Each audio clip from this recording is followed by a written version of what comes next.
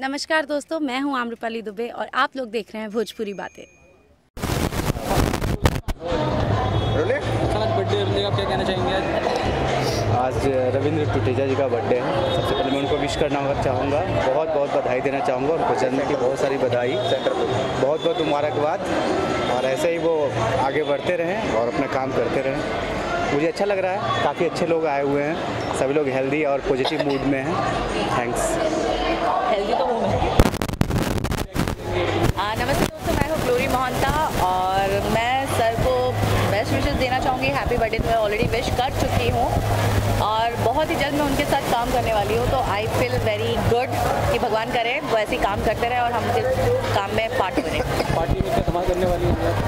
धमाल हिंदी गाना ही नहीं चला रहे, भोजपुरी तो दूर की चीज़ है। अंग्रेजी में थड़क भी नहीं रही हूँ मैं, भूल गई मैं अंग्रेजी कुछ नहीं किया अभी तक। सब लोग ड्रिंक कर रहे हैं, खाना खा रहे हैं, बस यही चल रहा है। Thank you.